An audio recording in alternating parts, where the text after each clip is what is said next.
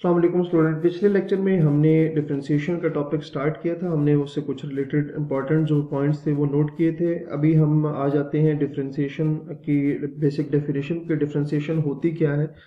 उसके लिए आपको मैंने ये बताया था कि जब हम फंक्शंस डिफरेंट फंक्शंस होंगे हमारे पास, जब उसका हम डेरिवेटिव फाइंड करेंगे तो उस प्रोसेस को, हमारे पास जो भी प्रोसेस होगा उस प्रोसेस को डिफरेंशिएशन कहते हैं। तो यहाँ मैं डेफिनेशन लिखूंगा, the process of the process of finding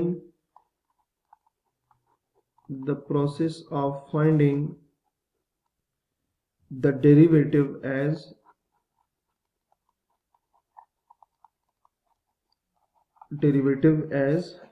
known as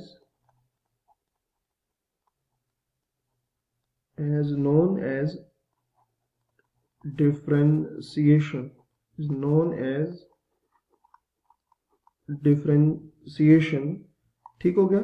तो हमने इसमें क्या कहा कि डेरिवेटिव फाइंड करने का जो प्रोसेस है उसको क्या कहते हैं, डिफरेंशिएशन कहेंगे। ठीक है।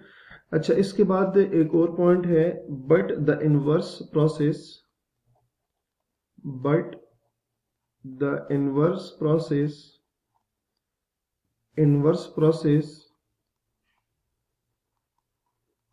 Of differentiation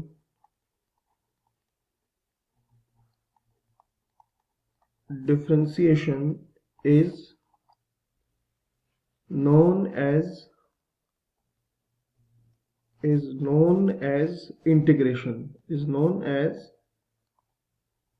integration. ठीक है। तो यहाँ एक तो हमने डिफरेंशिएशन को डिस्कस किया कि the process of finding the derivative as known as differentiation. तो ये आ गया हमारे पास डिफरेंशिएशन। साथ इससे डिफरेंशिएशन से अगला जो प्रोसेस है वो इंटीग्रेशन है, वो भी यहाँ हम डिस्कस करेंगे कि क्योंकि वो भी डिफरेंशिएशन से ही रिलेटेड है। तो अगर हम इसको इनवर्स प्रोसेस करेंगे, एक तो डिफरेंशिएशन का प्रोसेस है, तो अगर हम इस डिफरेंशिएशन का इनवर्स प्रोसेस करेंगे तो उसको हम क्या कहेंगे, इंटीग्रेशन, जो कि हमारा नेक्स्ट टॉपिक है। ठीक है। तो यहां तक जो है आपको ये चीज क्लियर हो गई होगी। नेक्स्ट हम डिस्कस करने जा रहे हैं कि इस जो डिफरेंशिएशन या डेरिवेटिव है इसका यूज क्या है। ठीक है। कि ये जो सारा हम सीखेंगे इससे आगे, उसका यूज कहाँ कहाँ पे है ये हम देखना चाह रहे हैं। तो हमारे पास, जैसे कि मैंने कहा पहले इससे प्रीवियस लेक्चर में, कि जो डिफरेंशिएशन है या डेरिवेटिव है, ये हमारे पास कैलकुलस में बहुत ही इम्पोर्टेंट जो रोल है वो प्ले करेगा। तो बहुत सारी फील्ड्स हैं जिसमें ये यूज़ किया जा सकता है, तो हम बारी बारी उनको देख लेते हैं कुछ। ठीक है। अच्छा, सबसे पहले जी फाइनेंस है हमारे पास। फाइनेंस में क्या है कि derivatives are used in derivatives are used in financial markets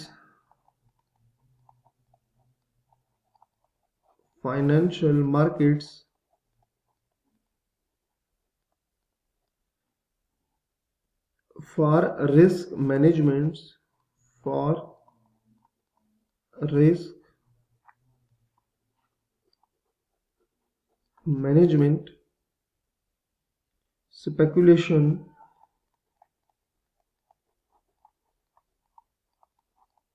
speculation and hedging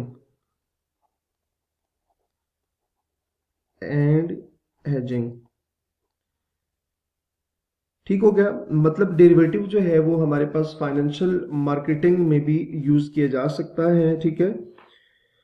उसके अलावा जी सेकंड जो यूज़ है हमारे पास वो है फिजिक्स एंड इंजीनियरिंग। तो ये हम बार बार देख रहे हैं कि मैथ्स जो है फिजिक्स और इंजीनियरिंग में बहुत ज़्यादा यूज़ हो रही है। तो engineering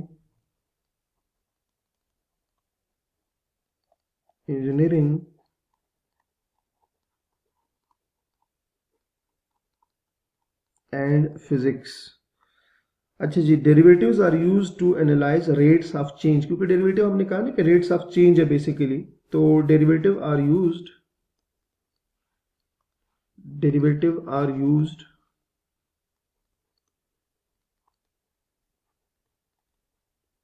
derivatives are used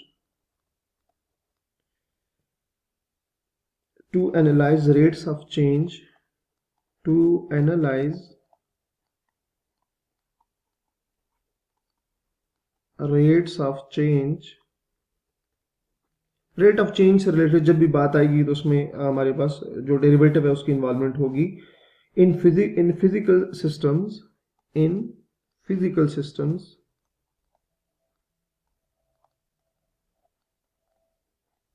in physical systems such as velocity। ठीक है, such as velocity, ठीक हो गया। such as velocity हो गया, acceleration हो गया, क्योंकि ये बेसिकली ये रेट ऑफ चेंज से रिलेटेड जो टॉपिक्स हैं ये वो हैं acceleration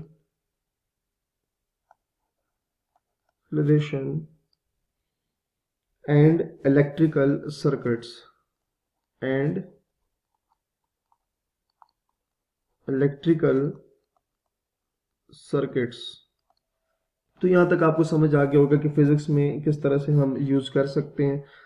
अच्छा जी, नेक्स्ट जी इकोनॉमी भी रिलेटेड है रेट ऑफ चेंज से। ठीक है, तो इकोनॉमिक्स हम इसमें भी इसका यूज देखेंगे कि किस तरह से डेरिवेटिव इन्वॉल्व हो सकता है। derivatives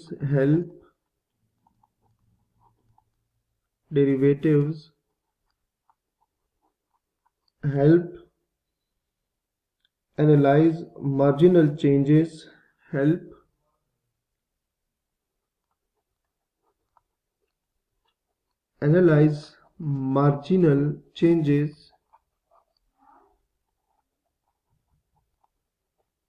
marginal changes in economic variables, in economic